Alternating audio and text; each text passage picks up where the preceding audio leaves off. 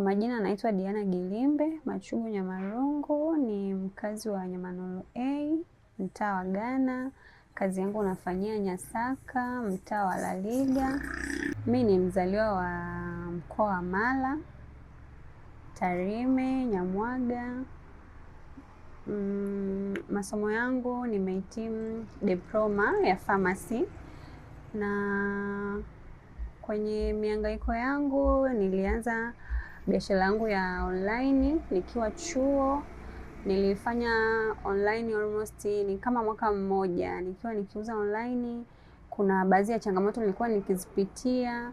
Hizo changamoto ndo zilinipelekea mpaka mimi kufight mpaka kuja kupata sehemu kama hii na kuweka ofisi yangu maeneo haya ya Nyasaka, mtaa wa Laliga. Changamoto kubwa iliyonipelekea mimi mpaka kuanza kufanya biashara online ilikuwa ni kujikizi na matumizi yangu madogo madogo, ambao niliepuka kuomba nyumbani kila wakati. Na pia baada ya kumaliza, na changamoto kubwa ambayo ilinipelekea mimi mpaka nikapambana mpaka kupata sehemu hii ni changamoto ambayo nilikuwa naipata kwa wateja wangu, hasa wengi ulikuwa ukiwapatia kitu, labda mtu anaweza kukuagiza vitu vya online, unaweza kumpatia mtu kitu labda kama umemkopesha, kurudisha inakuwa ni changamoto. Kwa hiyo nikasema mtu kidogo anakuwa anaheshimu, angalau hata ukiwa na ofisi, mtu akija akaona kama una ofisi, angalau kuna vile anavyoheshimu, anakuwa anarudisha pesa kwa wakati. Hiyo ndo kitu ambacho ilinipelekea sana mpaka mimi kupambana mpaka kufika hapa. Kipindi cha masomo yangu nilikuwa najishughulisha na uuzaji wa urembo online, na ndo kitu ambacho kimenipelekea mimi mpaka kufika hapa. Na kitu ambacho kilinisukuma sana mpaka kufikia hapa ni changamoto ambazo nilikuwa nazipitia wakati wa kufanya online, hasa za wateja. Ili mteja anaweza akakuagiza kitu ukamtumia, kurejesha pesa inakuwa ni kazi. Kwa hiyo ilinifanya pia nikapambana, nikasema angalau nikipata sehemu yangu mtu anakuja ile kwa kuheshimu kwamba hapa nikichukua kitu inabidi nirudishe kwa sababu nimekichukua ofisini. Kwa hiyo ndio ilikuwa ni changamoto yangu kubwa sana, na pia hiyo ilinipunguzia na matumizi yale ya kuomba hela kwa wakati, labda kwa ndugu, wazazi. Hivyo ndio kitu ambacho kilinisukuma sana mpaka mimi kufikia hapa. Sehemu hii nilipata, siwezi nikasema kwamba nilikuwa na hela ile ya moja kwa moja, nilianza kidogo kidogo, lakini pia nipende tu kuwashukuru ndugu zangu, watu wangu wa karibu. Kuna watu ambao niliwashirikisha hiki kitu 1, 2, 3, wakawa wamenisaidia kwa walichokuwa nacho mpaka mimi kuja kuanza hapa. Lakini pia nikikumbuka nilianza na kitu kidogo sana. Mfano kama mimi hapa nafanya biashara sana ya mikoba, hizi pochi. Lakini nilianza na pochi ndogo sana, zilikuwa nahisi ni kama 12, 13 ndio mzigo ambao nilianza nao. Lakini kuna watu ambao nilipata wakaniambia biashara ndio hivyo, inatakiwa unaanza kidogo kidogo, na ndo nilivyoanza mpaka kufikia hapa. Kitu ambacho kilinishawishi sana kuingia hapa, so kwamba niliacha karia yangu ya pharmacy, hapana, lakini pia hii nilianza kufanya ndani kipindi bado nikiwa chuo. Kwa vile baada ya kumaliza, maana yake huwezi ukamaliza leo na kuajiliwa leo. Kwa kipindi hicho nilianza kujitafuta, ndo nikaanza kuwashirikisha na watu wengine, nataka nifanye hiki kitu, nataka nikiendeleze. Kwa sababu kwa sisi, mfano career yetu ya pharmacy, unaweza ukawa na kitu kama hiki lakini pia ukawa na pharmacy au ukawa umeajiliwa hospitali au pharmacy. Kwa hiyo kitu ambacho na kingine ambacho kilinipelekea sana mpaka kufanya hivi, kubezi sana kwenye swala la fashion hivi urembo. Mimi ni mtu ambaye kwanza napenda sana vitu vizuri sana, hususani kama nilivyobezi kwenye mikoba. Mimi nilikuwa ninapenda sana, labda nikiona mtu amebeba mkoba kama ni original, kama ni mzuri, urembo kama hivi, labda accessories, heleni, napenda sana. Kwa hiyo nikasema kwa nini na mimi nisiwaletee watu vitu vizuri, wakabeba vitu vizuri kama ambavyo napenda kubeba mimi. Yes.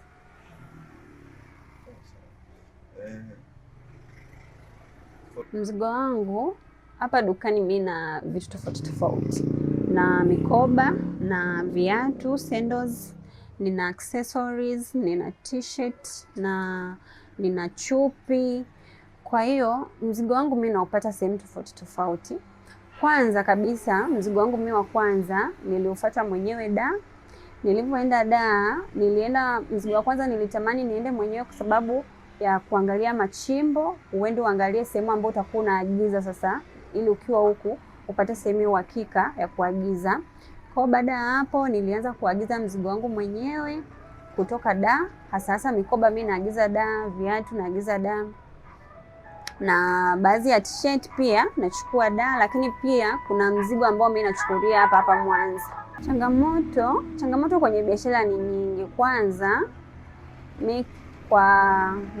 kipindi nimeanza, kuna kipindi ulikuwa unaweza ukakaa hata siku nzima hujauza, au unaweza ukawa umeuza hata kitu kimoja. Hiyo ilikuwa ni changamoto yangu kubwa sana ambayo ilinisumbua, ambayo kidogo ilinipelekea nikataka kuyumba kabisa. Lakini namshukuru Mungu, nilimshirikisha dada yangu, watu wangu wa karibu, wakawa wamenipa moyo, wakaniambia biashara sio rahisi kama unavyodhani. Hauwezi ukaanza tu leo na kuinuka. Kwa hiyo ilikuwa imenipa moyo. Kwa hiyo ilikuwa ni changamoto yangu ya kwanza. Changamoto yangu ya pili ilikuwa ni kwa wateja, lakini namshukuru Mungu hii niliweza kuihandle.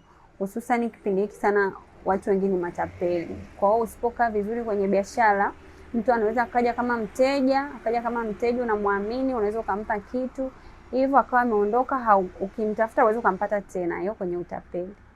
Lakini pia changamoto nyingine ambayo tunaipata, ni mfano mimi kwa upande wangu mimi napenda kuuza vitu vizuri venye quality. Yes. Unaweza ukaona kitu online, ukawa umeorder kitu kikawa kimekuja tofauti na ulivyokuwa unadhani, au kikawa kimekuja tofauti na quality uliokuwa ukitarajia. Hiyo ndio changamoto kubwa ambayo tunaipitia, hususan kama kwenye biashara yetu. Faida ambayo nimeipata kupitia biashara hii,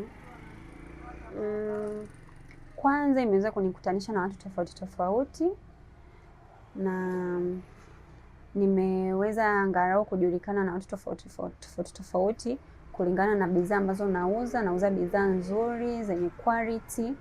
Lakini pia faida ya pili ambayo nimeweza kunufaika nayo ni kidogo, lakini niseme tu angalau sasa hivi kuna ile ambayo unasema kwamba nimepata kiasi fulani ni cha kwangu sasa mwenyewe. Yaani una uhuru wa kutumia pesa, unajua kabisa pesa ni ya kwako. Ndio faida kubwa ambayo mimi nimeipata kwenye biashara. Ni kweli hapa nilipo sio kwamba nimefika, lakini pia namshukuru Mungu kwa hapa nilipo, lakini natarajia pakubwa zaidi ya hapa. Mwenyezi Mungu akizidi kunibariki zaidi na zaidi, na natarajia kuwa na kitu kikubwa sana zaidi ya hiki. Ndoto zangu ni kutoka hapa nilipo kwenda sehemu nyingine. Natamani kuwa na kitu kikubwa sana zaidi ya hiki. Natamani hata kuwa na brand yangu ya mikoba. Yaani natamani kwamba mtu akibeba mkoba ajue huu ni mkoba ni brand ya Diana. Natamani kwenda China, natamani niwaletee watu wangu vitu vizuri. Natamani hata kuuza kwa jumla. Yaani ndio kitu ambacho natamani kusema ukweli. Yes. Support yangu kubwa ambayo nahitaji mpaka kutimiza au kufika kwenye lengo langu, kwanza kabisa ninaomba support yenu nyie wa Tanzania kiujumla, wana Mwanza, muweze kusapoti biashara yangu hapa nilipoanza mpaka kufika hapa. Ni nyie ambao ni wateja wangu, nipende kuwashukuru sana. Lakini pia kwenye kupiga hatua moja kwenda nyingine, na wategemea nyie kwa asilimia kubwa sana muweze kunisapoti, lakini pia na kumweka Mungu mbele. Ndugu zangu, watu wangu wa karibu, jamani, msiache kunisapoti. Kwa Jamhuri yangu ya Tanzania inanufaika na mimi kupitia njia tofauti tofauti. Kwanza kabisa hapa tunalipa kodi, tunalipa TRA, lazima tulipie leseni, tunalipa hela ya taka, tunalipia hata tunavolipia umeme pia kuna percentage zinaenda serikalini. Kwa hiyo ni njia mojawapo ambayo serikali yangu pia inanufaika kupitia mimi.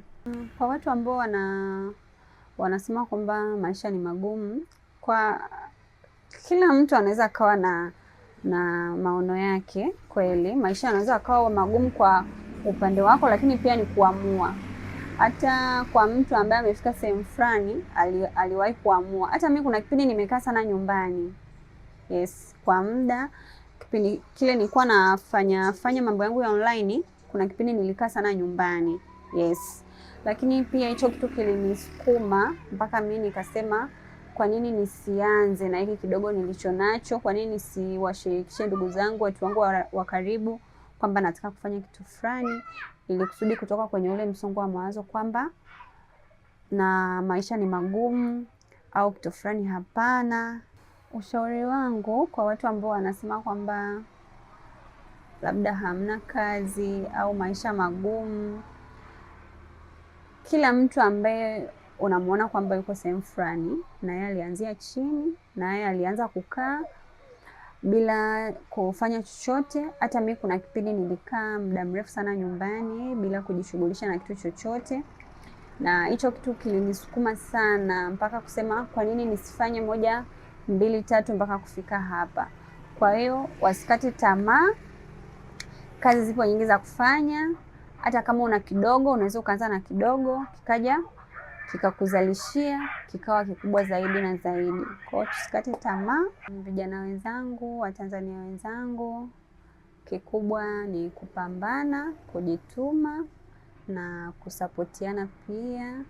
Tusiwekeane vinyongo. Sisi bado ni vijana, tunajitafuta, na hiyo itatusababishia sisi kutoka katika hatua moja kwenda hatua nyingine. Tuipende Tanzania, tuijenge Tanzania.